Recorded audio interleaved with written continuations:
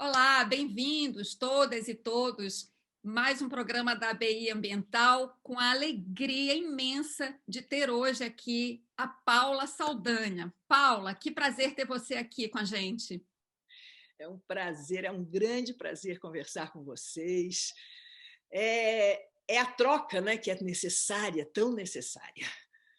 Então, a Paula Saldanha, enfim, todo mundo conhece, uma jornalista, escritora de grande sucesso, mas é importante aqui a gente lembrar, né, algumas das coisas do trabalho da Paula antes da gente começar a conversar, só para vocês refrescarem um pouco a memória. Como eu falei, além de jornalista, escritora, apresentadora, ilustradora, ambientalista, uma pioneira do jornalismo ambiental, quando ninguém falava sobre esse assunto na televisão, documentarista ao lado do marido, Roberto Werneck, a gente vai falar do trabalho dele aqui, do trabalho conjunto, né? Os dois estão muito associados, um trabalho marcadamente independente, autoral. Os dois construíram juntos um acervo importantíssimo de imagens, que a gente vai conversar também.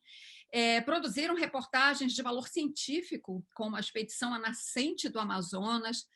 A Paula também tem 48 livros publicados. No total, esse acervo, eu esqueci de mencionar, esse acervo tem cerca de 800 documentários de curta e média metragem. Eu estou aqui dando os números, Paula, depois se tiver que atualizar ou fazer alguma correção, você me corrige depois. Enfim, uma carreira vitoriosa, cheia de prêmios, e eu vou parar de falar por aqui, porque eu acho importante é que a Paula fale disso para a gente. Então, vamos começar a conversar. Paula, eu mencionei o trabalho independente autoral que você fez, construiu com o Roberto Werneck, que nos deixou há pouco tempo. Inclusive, você fez um documentário em homenagem a ele, que eu tive a alegria de assistir. Você me mandou uma linda homenagem que você fez. E eu queria começar por isso, porque a gente sabe que você trabalhou em empresas, né, de mídia, mas num dado momento vocês partiram para esse trabalho independente autoral, que é o sonho de muitos jornalistas, a gente sabe da dificuldade que é fazer isso. Qual foi o estalo? Assim, qual foi o clique que deu em vocês que vocês falaram, esse é o caminho? Bom, na verdade, eu volto lá aos meus 16 anos, quando eu escrevi meu primeiro livro. E aí não parei mais esse livro foi exportado, foram 20 mil exemplares, a editora Larousse exportou, a Panda Publishing publicou, e aí deu nos jornais uma menina de 17 anos, o Ziraldo falava assim, que garota é essa que está exportando livros produzidos aqui? E aí eu fui convidada para dar, eu tinha 19 anos, quando fui convidada para dar uma entrevista para o Fantástico, como entrevistada. E aí eu botei o dedo assim na lente da câmera e falei, são sempre os adultos que dizem o que as crianças têm que ler, o que os jovens têm que ler. Não, eles têm que escolher. Aí o pessoal lá da TV Globo falou, opa, chama essa menina para cá. E aí eu estava já grávida da Gabriela, porque eu e Roberto iniciamos a vida juntos, eu tinha 18 e Roberto 20, a gente fez uma experiência que durou 45 anos. 3 filhos, 3 netos. E aí o pessoal do Fantástico me colocou como apresentadora, aquelas famosas cabeças do Fantástico na época. E as pessoas me paravam na rua e falavam, eu vi você no Fantástico. Eu trabalhava na área de literatura. E também dava aulas. A Andréia é testemunha disso. Eu tive toda uma formação na área de artes plásticas, na verdade eu sou autodidata, mas minha família inteira é de artistas plásticos, e também fiz uma formação em música, violão clássico e tal. E eu falei, não, esse negócio de televisão é muito, muito chato, muito complicado, não quero não. Mas eu só tinha que ir lá, gravar uma cabeça às quartas-feiras, e falei, tá legal, vamos fazer isso. E eu tinha um alcance, quer dizer, o meu público de leitores era de milhares, dezenas de milhares de jovens e tal, meus alunos em várias escolas, me davam um retorno que era muito gratificante, porque a área de educação é fabulosa. E aí eu comecei a gravar essas cabeças do Fantástico, e aí eram milhões de pessoas, aí gente do Brasil inteiro, amigos de todos os lugares e tal. Começaram a falar, eu falei, pá, o estalo que você perguntou, eu e Roberto já estávamos desde 1972 acompanhando a luta dos verdes na Europa, teve a conferência da ONU em Estocolmo, e também o trabalho da EPA, que é a Agência Ambiental dos Estados Unidos, e nós recebíamos as publicações impressas, na época não tinha internet. E estávamos ligados nessa questão ambiental. Em 1972 ainda, eu e Roberto juntos, Roberto falou, olha, a ecologia, que era a palavra na época, ainda vai ser uma espécie de religião no futuro que vai reger as relações internacionais. Incrível. Olha, incrível. E aí, em 74, comecei a gravar comecei a apresentar o Fantástico, e a Gabriela tinha acabado de nascer, né? Eu falei assim, caramba, escola, continuei produzindo meus livros e fazendo o Fantástico. Aí, somente em 77 é que resolveram me colocar apresentando o talvez primeiro e único telejornal infanto-juvenil da TV, que foi o Globinho. Um sucesso para várias gerações. Geração Globinho, né? Sabe o que eu descobri? Tem gente, assim, sabe, o cara já de barba branca, com filho, com netinho, falando, eu assisti o Globinho. Eu falei, sei. Ele falou, quando eu era pequena. Eu falei, sei, eu também era pequenininha e tal. Aí eu descobri, na época, o pessoal da área do Ibope fez uma pesquisa, 50% da audiência do Globinho era de crianças e jovens e 50% de adultos. Por quê? Estávamos em plena ditadura militar, todos os telejornais eram censurados, e o Globinho não, porque era para crianças e jovens, então não tinha censura prévia. E nós fazíamos Povo Fala, os jovens falando, pão e circo para o povo, 13 de maio, que coisa terrível e tal, e colocávamos já as primeiras reportagens na área ambiental. Né? O pessoal querendo aterrar a lagoa, as imobiliárias querendo, né, fazer construção dentro do espelho d'água da lagoa. Né? E ainda não tínhamos a nossa Constituição de 88, mas já era, enfim, uma coisa absurda. Então, no Globinho, nós recebíamos também algumas reportagens em película, filme, que tinham sido proibidas de serem veiculadas em outros telejornais. Colocamos no ar uma matéria com um ambientalista de Minas, esqueci o nome dele, que país é esse que incendeia seus parques florestais, que era uma autorização do antigo IBDF, dando autorização para fazendeiros entrarem no Parque da Serra da Canastra. 95% da área foi queimada para o gado entrar. Foi uma coisa... Do lobo-guará, né? O habitat do lobo-guará. E uma série de outras espécies. Então, o Globinho ele era assistido, sim, por crianças pequenininhas, porque no final da edição a gente colocava filmes de animação de vanguarda também, de contestação, anti-autoritários. Não tinha nada a ver com esses desenhos animados de burrice e violência, enlatados. E aí as crianças pequenininhas assistiam, chegavam assim na tela e tal. Crianças no início da escolaridade, jovens, porque a gente fazia sessões de literatura, o que era criado pelos jovens, jovens que faziam música, festivais. Então, era um programa que pegava também essa faixa jovem, que é muito difícil de aderir à televisão. Sim. E adultos. E aí você tinha até a faixa da melhor idade. As senhorinhas pegavam na minha bochecha, garotinha, e a garotinha já tinha não sei quantos anos e tal. Interessante isso que você está falando. Foram várias gerações. Foram gerações que era jornalístico também, né? Era um programa jornalístico. Nós pegávamos temas da atualidade. Mas, Paula, aí quando é que vocês decidem? Vamos ser independentes? O pessoal da TV Globo comprava muito enlatado. O Globo Repórter tinha já uma produção interessante. Aí eu cheguei para o Boni e falei, olha, Boni, o Boni é que teve a ideia de criar o Globinho, fez até a música do Globinho. Eu falei, olha, Boni, é um absurdo não ter um programa de ciência e um programa de ecologia. Aí as pessoas que estavam lá na sala ficaram procurando na enciclopédia para ver o que era ecologia. Isso foi em 1977, quando o Globinho, quando eu comecei a apresentar o Globinho. E aí ele falou, não tem... Eu falei, olha, esse país tem que ser percorrido, a gente tem que documentar o país e mostrar o Brasil para os brasileiros com as questões de ecologia, que era a palavra da época, e com as questões sociais e tudo mais, mostrar o Brasil, porque a Globo ficava só naquele eixo, né? Rio-São Paulo, aliás, não era um eixo, Rio-São Paulo, Brasília, a triangulação, às vezes entrava a Praça de Recife. No máximo. No máximo, no máximo, e o pessoal não ia para campo.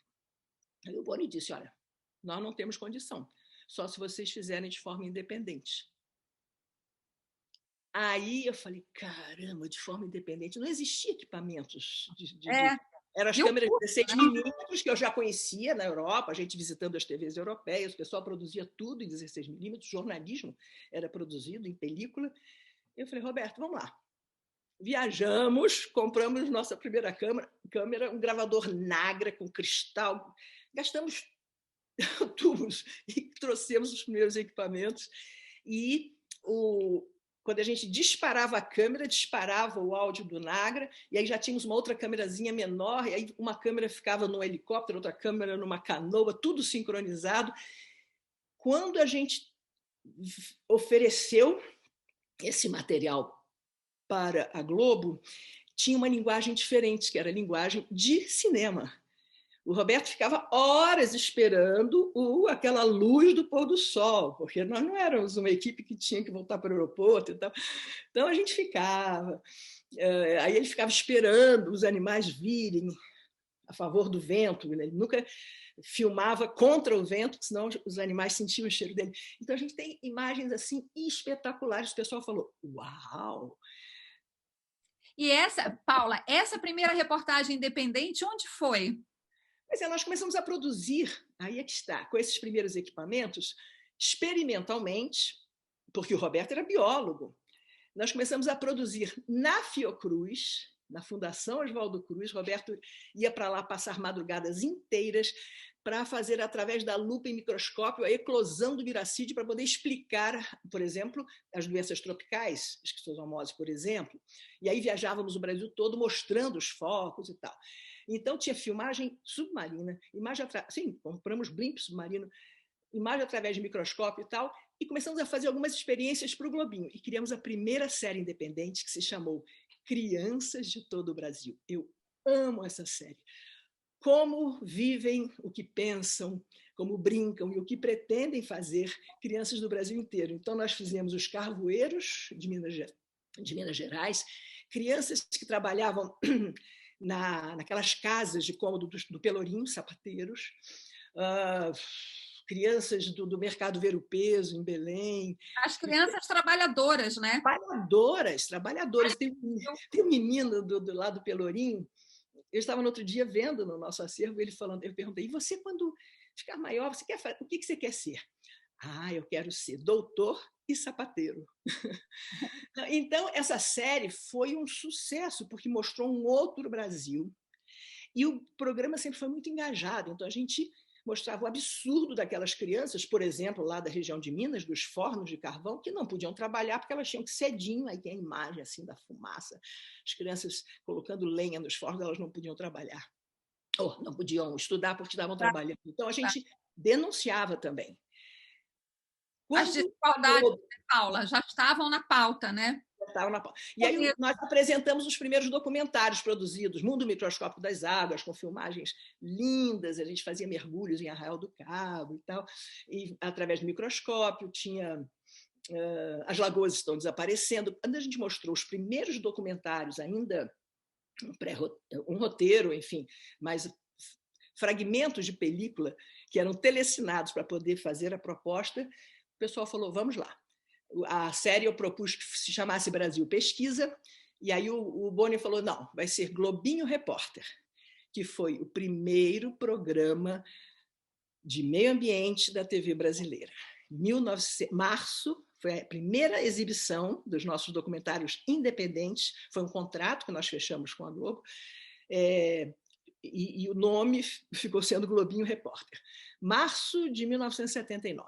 Eu continuei fazendo apresentações do Fantástico, apresentando o Globinho, e tinha que, de uma forma enlouquecida, Roberto viajava, chegava com material, em uma semana tinha que estar tudo telecinado, montado em moviola, e eu que fazia os textos, virava à noite. Aí o meu filho Pedro, que a Gabriela já era nascida, ela seguiu uma carreira de design, e o Pedro, pequenininho, portanto ele tinha 3 anos, eu chegava em casa, jantava rápido e ia para a Globo para editar de madrugada o Globinho Repórter. Aí ele falava, eu vou comprar uma outra mãe. Tadinho. Ele acabou virando cinegrafista depois, né? Aí ele resgatou fotos, nós vimos fotos dele com 3 anos segurando bateria de uma câmera a reflexo, Roberto gravando um animal e ele lá, piquititinho, lourinho, segurando a bateria para o pai. E ele se apaixonou pelo trabalho, porque eu tive o Lucas, que é caçulinha temporão. Aí o Lucas pegou uma fase muito mais tranquila lá adiante. Mas o início eu ralei muito. E o Globinho, só para fechar, o Globinho só ficou no ar por 6 anos, de 77 a 83.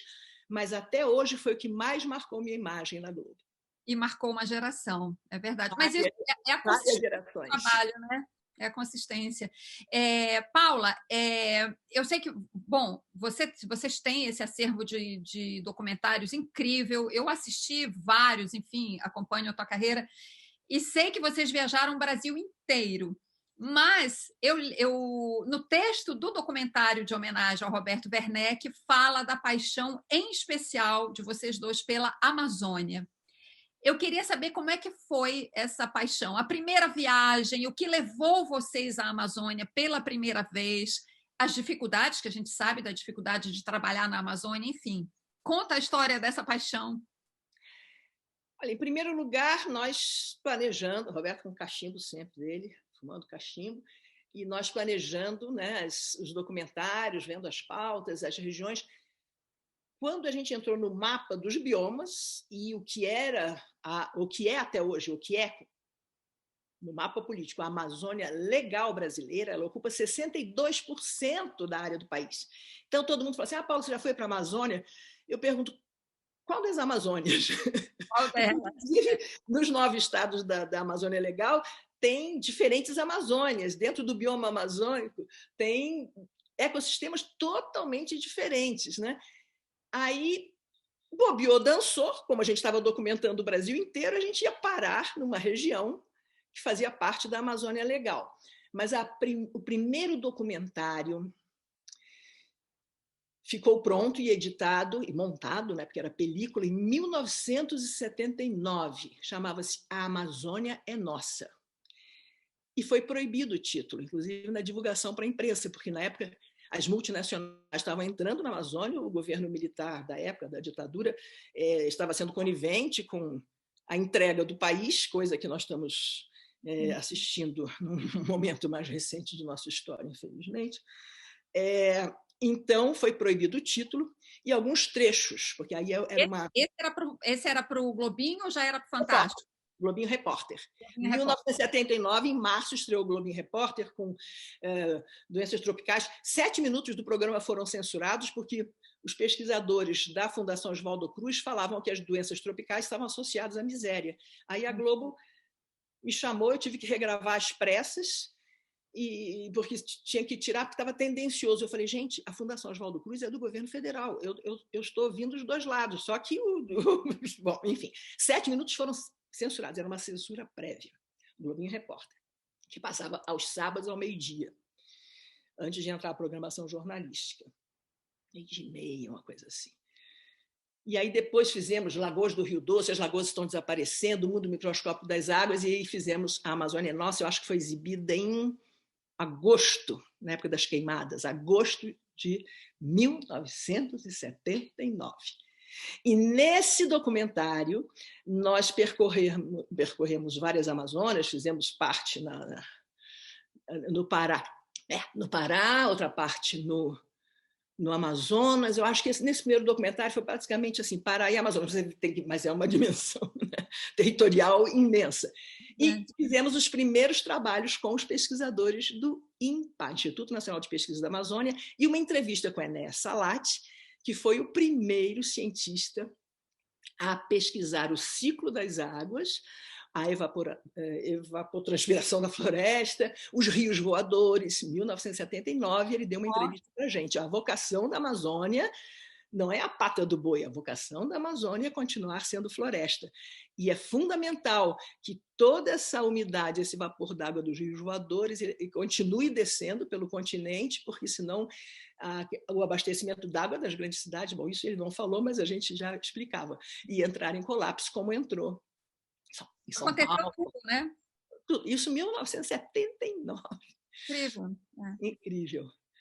E aí então, começou, foi o primeiro trabalho, mas então Amazônia Nossa, apesar desse corte, a reportagem entrou. E a partir daí nunca mais... Era um documentário de meia hora. A gente montava na moviola correndo, era telecinado de madrugada, era sonorizado em quadruplex, uma loucura, uma loucura. Uma pauleira, imagina se produzir na época. Eu achava documentário, mas a gente produzia um por mês. No Expedições, a gente passou a produzir um por semana, mas isso eu conto depois. E aí a gente fez pesquisas na Amazônia também, ainda em 79, e depois ligaram, não existia Ministério do Meio Ambiente, ligaram da Secretaria de Meio Ambiente, lá da presidência, e o Paulo Nogueira Neto, na época, um ambientalista que ajudou a criar várias unidades de conservação, vários parques nacionais, mandou uma carta para o dono da Globo, e disse, olha, nós queremos fazer documentários como este que foi exibido. E aí a Globo falou, olha, vocês têm aqui um convite. Aí nós fizemos a Amazônia 85, que ganhou prêmios internacionais, e também teve uma censura prévia, mas acabou não sendo exibido em televisão, porque era denúncia. Apesar da censura prévia, enfim, vocês conseguiam, né, trazer esses temas, né? A gente dava sempre um jeito. Que é o trabalho jornalístico, né, Paula? Esse esforço tem que ser feito, né, sempre. Agora, o que nós tínhamos sempre em mente era seduzir o telespectador. Então, todos os nossos documentários, programas na época, levantavam a audiência do horário, porque eram imagens que as pessoas não estavam acostumadas a ver, porque viam, assim, o marsupial, não sei de onde, né? O urso, aí, de repente, a gente começou a mostrar a nossa onça pintada, o jacaré-açu, né? O Roberto mergulhou junto com o jacaré-açu em Amazônia 85 e tal. Então, as pessoas ficaram, uau, isso é no Brasil. Roberto ele era biólogo, fez uma apresentação num congresso da UERJ, mostrando Pantanal, filmado em 1979. Cenas que não podem ser mais vistas, que eram os cardumes dourados imensos fazendo a piracema, subindo as cachoeiras, né? E aí ele mostrando o veado campeiro, o branco, que é o Bambi. E aí os biólogos falam, não, isso aí é americano, isso não tem no Brasil. O Roberto falou, isso aí é no Brasil. Ele documentou jacarés que não existem mais, uma espécie monstruosa de jacaré do Pantanal. Enfim, e denúncia, mostrando como a agricultura e a retirada a lavoura extensiva no Planalto assoreavam, né, entulhavam os rios do Pantanal. E sempre a gente associava beleza de imagem com informação científica e denúncia. Paula, você está dando o exemplo dessa reportagem do Pantanal, que foi exibida aos cientistas que ficaram surpresos com as espécies, e eu queria destacar esse aspecto do trabalho de vocês, da importância científica. E, obviamente, me vem à cabeça a expedição ao Amazonas, eu sei que isso já foi muito tempo depois, mas que é uma reportagem de valor científico muito grande, e, ao mesmo tempo, eu me lembro, quando eu assisti, eu disse, meu Deus do céu, como é que fizeram isso? A produção daquela reportagem, naquele documentário, deve ter sido uma coisa tão difícil, né? Pelas dificuldades óbvias de deslocamento, logística. Eu queria que você contasse um pouco disso para a gente. Como foi esse trabalho? Antes de chegar lá em 1994, quando nós decidimos documentar nascente do Rio Amazonas, eu já tinha feito várias reportagens para o Fantástico, inclusive a morte do Araguaia, a questão do mercúrio, né, dos garimpos no Rio Araguaia, ganhou o melhor documentário do Festival do Rio, e vários outros documentários importantes para a informação, né? A gente reunia, a gente sempre teve contato com as maiores instituições científicas do Brasil. Então, a gente recebia a pesquisa e fazia as entrevistas e apresentava para o público. Mas nós tínhamos lido uma reportagem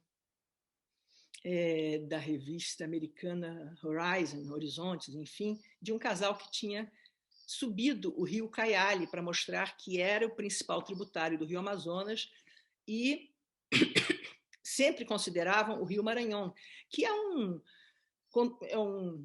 afluente, assim, é um tributário mais largo, espraiado, mas ele é mais curto, né? E aí nós falamos, caramba, vamos fazer um documentário sobre isso. Mas o que aconteceu? Produzimos de forma independente esse contrato do Fantástico. A gente conseguiu produzir reportagens especiais até 1992. Fizemos As Baleias em Abrolhos, que foi um sucesso. E aí veio a Rio 92, mudou a direção lá do jornalismo, sei lá, e nós apresentamos a pauta da Nascente do Amazonas. Um minutinho só para eu dar um gole aqui. Fique à vontade. E aí disseram assim, não, você faz o seguinte, você traz as imagens, nós vamos mandar um repórter lá. Eu falei, quá, quá, quá, quá, quá. Como assim? Que barco que vocês vão usar para chegar à Nascente? Eu falei, olha só, não cabe nem o nosso pé. E nós vamos a quase 6.000 metros de altitude, no cumes nevados dos Andes, e eu duvido que vocês mandem um repórter lá sem toda uma investigação. Enfim, não tínhamos mais contrato nenhum. Eu tinha pedido em 1985, queriam que eu fizesse a apresentação do Fantástico em estúdio, 3 semanas, 3 domingos por mês, e o Lucas tinha acabado de nascer. O Lucas nasceu em 82, e aí ainda fiquei um ano com o Globinho, outro ano continuando no Jornal Hoje, fiz Fantástico. Aí eu falei, olha, 3 domingos por mês não dá. Então, eu falei, vou partir para uma outra. Na época, a direção do jornalismo falou, por que vocês então não produzem de forma independente matérias fantásticas? Né? Então, de 85 a 94, 5, nós ficamos sem contrato. Aí, mas fizemos campanhas para televisão, nos viramos e tal, produção independente, produzimos muita coisa para a PNUD, para aí afora. E falamos, olha só, esse é o momento. Eu e o Roberto, em 1994, falamos, olha, não dá mais para segurar essa informação, nós vamos na marra, sem patrocínio, sem nada. Nosso filho Pedro estava fazendo vestibular, tinha 19 anos, e ia conosco, mas aí coincidiu com a prova de vestibular, fomos eu e Roberto sozinhos. Pedimos apoio do governo peruano, e eles falaram, impossível, porque a NHK, a TV japonesa, gastou não sei quantos milhares de dólares com a equipe de andinismo, porque lá não é alpinismo, não dá. Eu falei, não, qualquer equipe que nos dê apoio, qualquer andinista dá. E aí conseguiram a garantia Soy Yo, o carro que quebrou quando saímos de Arequipa para subir as montanhas, o carro quebrou no resgate do outro lado, as barracas abriram, eles só tinham aqueles casacos pesados, enfim, fomos eu e Roberto assim, com a cara e a coragem, aquele equipamento pesado, né? Passa, né? Aí, não, a gente consegue umas mulas. As mulas eram pequenininhas, pareciam carneirinhos. Parece na imagem. A sorte é que o nosso guia era fabuloso e os 2 arrieiros, como eles chamam, os ajudantes, também foram assim espetaculares. E nós botamos na cabeça que nós tínhamos que caminhar, subir das montanhas e caminhar, porque não tinha, era um desfiladeiro, não tinha ainda a estrada que tem hoje em dia, então nós caminhamos por 3 dias, pegamos nevasca, uma coisa de doido.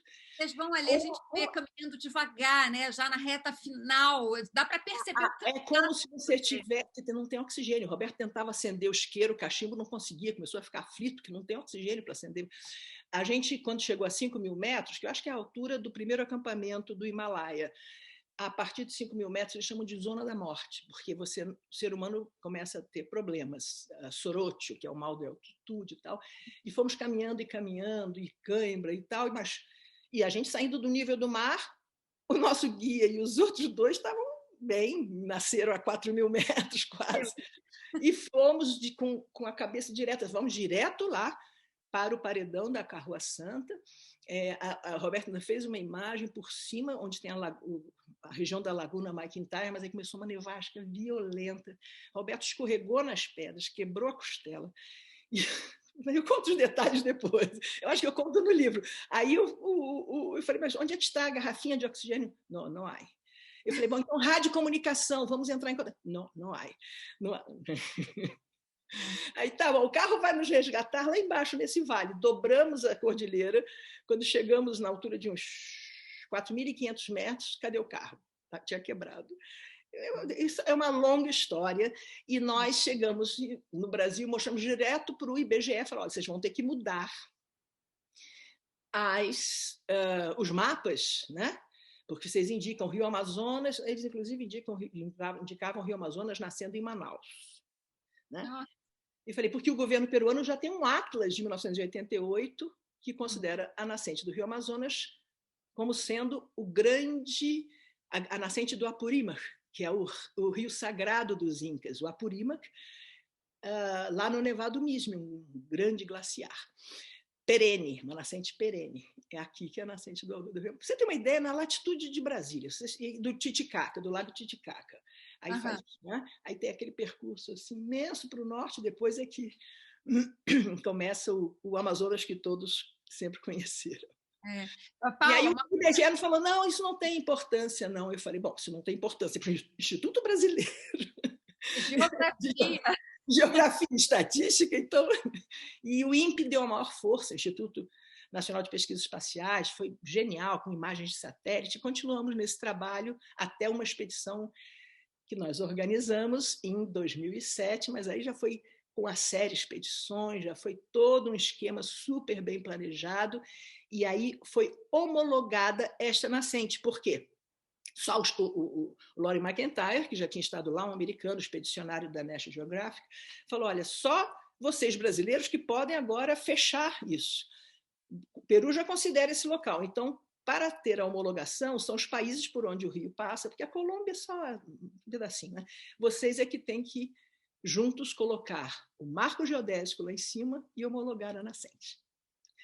Em 2007, fizemos este documentário, foi uma divulgação incrível, o mundo todo. Aí a China entrava em contato.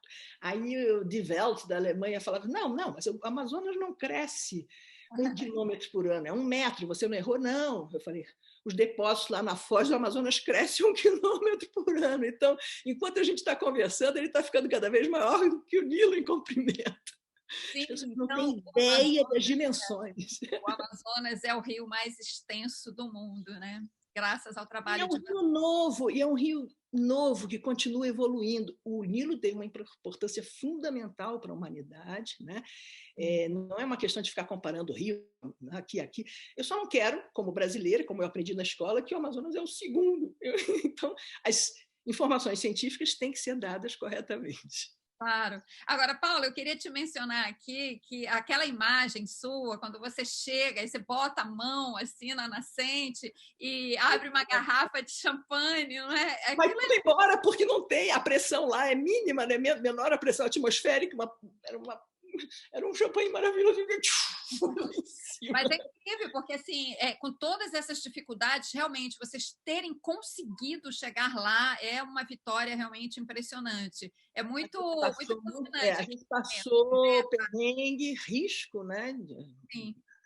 Mas a gente conseguiu.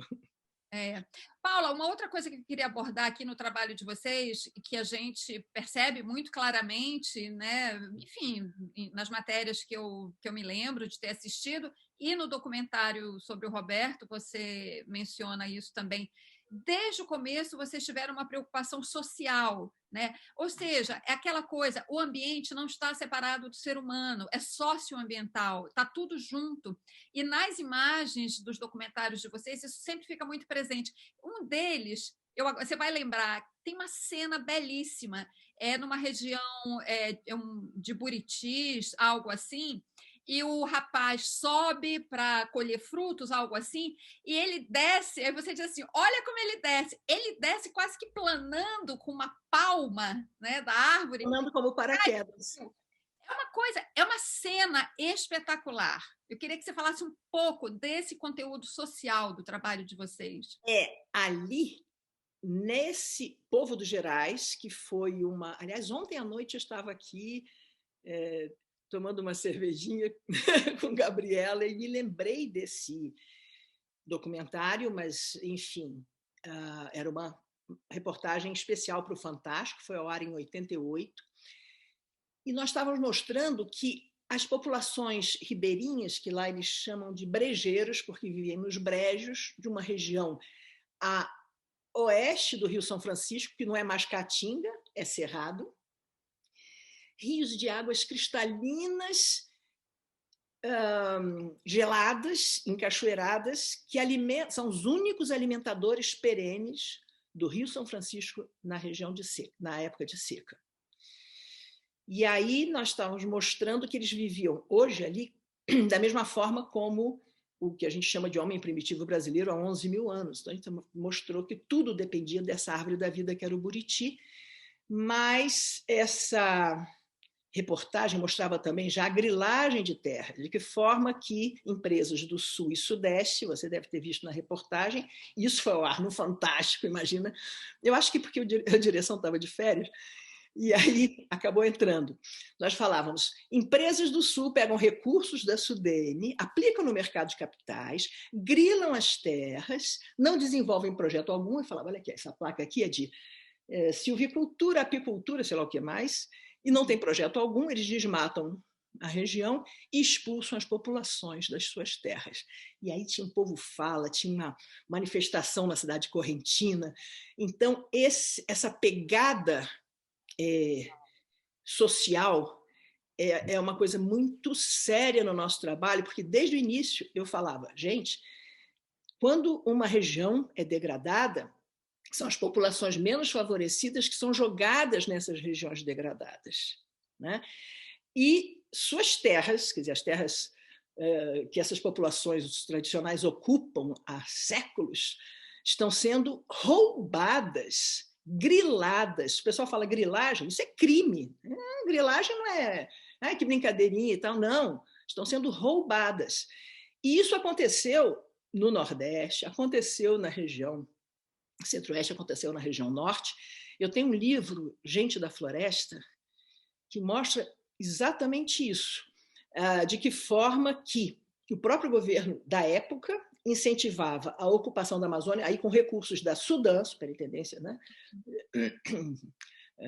Desenvolvimento da Amazônia, não era desenvolvimento, para ocupar a Amazônia a qualquer custo, e aí, tirando as populações tradicionais, essas populações iam para baixo, iam para a periferia de Belém, Manaus, e cidades como, né, Imperatriz, Marabá, criando bolsões de pobreza, né?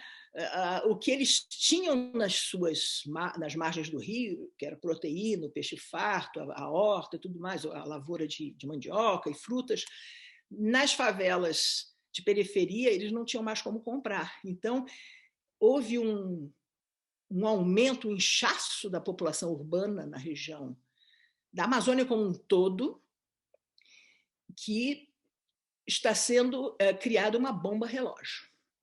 Uma bomba relógio. Não só na periferia da cidade, isso nós documentávamos já lá atrás, porque era a Sudã dando exatamente os incentivos para a entrada de empresas do Sudeste e do Sul, inclusive multinacionais, tirando as populações tradicionais e, basicamente, a questão isso a gente vai falar numa segunda parte da nossa entrevista, a questão da Amazônia, da destruição da floresta, das regiões como um todo, é uma questão fundiária.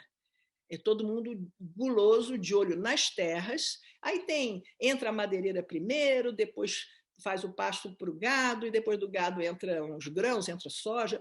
Para as multinacionais, brasileiro não lucra nada com isso, estão deixando um passivo, uma região degradada, monstruosa, e deixando, quer dizer, condenando milhões de pessoas à miséria.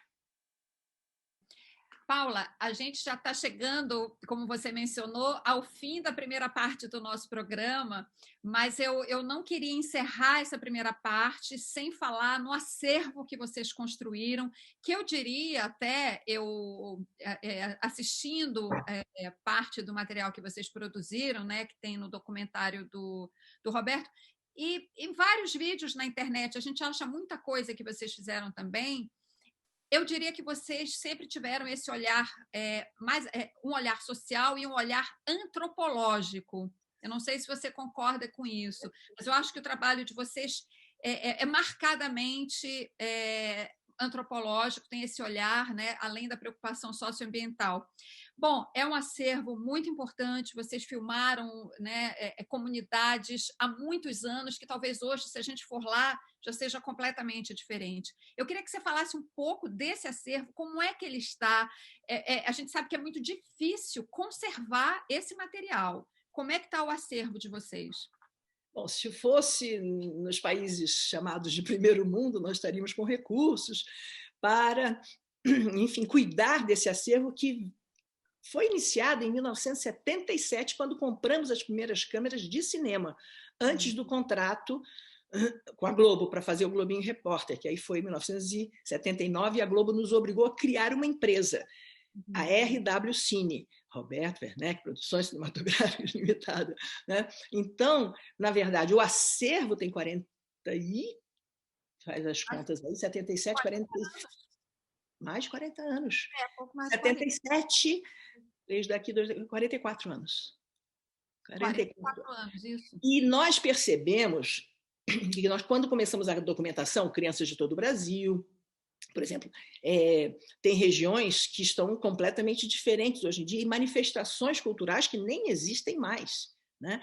Então, nós fizemos em película e nos demos conta que os diários associados fizeram uma documentação até final dos anos 60 e tal, início dos 70, então nós pegamos de 77 até os dias de hoje, porque o Pedro continua produzindo, o Lucas produziu 2 últimas temporadas do Expedições, o Pedro produziu muitas outras durante mais de década. Então, como é que eu diria? Esse acervo, esse trabalho, que foi um trabalho sistemático, ininterrupto, e em termos de abrangência, pegando regiões do Brasil que normalmente as equipes de TV não alcançavam. Essa foi a proposta sempre, mostrar o Brasil para os brasileiros. E nós temos, então, desde o início, uma preocupação, sempre tivemos uma preocupação em manter climatizado esse acervo. Inicialmente era dentro do nosso apartamento, fizemos um bunker dentro do apartamento, e depois na sede da empresa em Botafogo, com calma, fizemos no último andar, o Pedro construiu com paredes duplas, isoladas, ar-condicionado, 2 aparelhos de desumidificação e tal. Então, a gente tem que controlar isso. Então, película, nós temos alguma coisa já telecinada, mas falta telecinar muita coisa. Toda a produção até 1996 em fitas Zumatic, nós fizemos a digitalização já, tudo com recursos próprios. Aí, em 2006, aí você pula uma década. Em 2006, tudo passou a ser já produzido digitalmente. Então, nós estamos desesperados, precisando digitalizar esse período de fitas Betacam. O material editado, os documentários, nós temos, né, porque foram mandados para as televisões e tal, os arquivos, mas o material bruto, nós nunca apagamos o material bruto. Na época, inclusive, que a Globo apagava, eu falava, gente, que loucura, vocês não podem apagar o material bruto. Né? Então, eles depois passaram a arquivar, mas nós sempre gastávamos muito, não só em equipamentos de ponta, como comprando mais fitas e agora HDs, mas a gente nunca apagou material bruto. E esse acervo está no 3º andar, em Botafogo, na sede da RW Cine, e o único edital que teve da Ancine, Fundo Setorial do Audiovisual, foi em 2019, ele foi descontinuado, nós inscrevemos, porque foi o único para acervos particulares. E não aconteceu. O edital não chegou até o final. Teria sido uma oportunidade da gente resolver essa década. Só falta isso para a gente ter tudo digitalizado. E eu mergulhei. Roberto faleceu em julho de 2016. E o golpe aconteceu em agosto. O primeiro programa que tiraram do ar, os dois primeiros, Observatório da Imprensa e Expedições, que eram os que criticavam, eram os que faziam o pessoal pensar, eram os que denunciavam. E aí eu falei, então agora eu vou cuidar do acervo. Então eu estou mergulhada. Nós estamos sem site no ar, não estou participando de mídias sociais, não estou fazendo nada a não ser cuidando do acervo, informatizando, primeiro para a digitalização ser feita de forma correta, e vamos tentar recursos no exterior. Você está cuidando de um tesouro, né? Que é um tesouro produzido por vocês, mas é um tesouro brasileiro também. A gente, em algum momento, essa situação atual vai passar. Bom, vocês podem conseguir recursos no exterior, se não conseguirem, em algum momento a gente torce para que vocês consigam esses recursos, porque esse tesouro precisa ser preservado. Exatamente. Paula, a gente vai encerrar aqui a primeira parte da nossa conversa. Então, eu falo aqui a você que está nos acompanhando que essa primeira parte foi uma conversa focada na trajetória da Paula. A gente vai encerrar por uma questão de tempo, para o programa não ficar longo demais. Mas fica ligado, porque o ABI Ambiental vai voltar com a segunda parte da entrevista com a Paula Saldanha, em que a gente vai conversar sobre meio ambiente. Obrigada pela companhia. Até o próximo ABI Ambiental. Viva a BI! Viva a BI! Isso aí!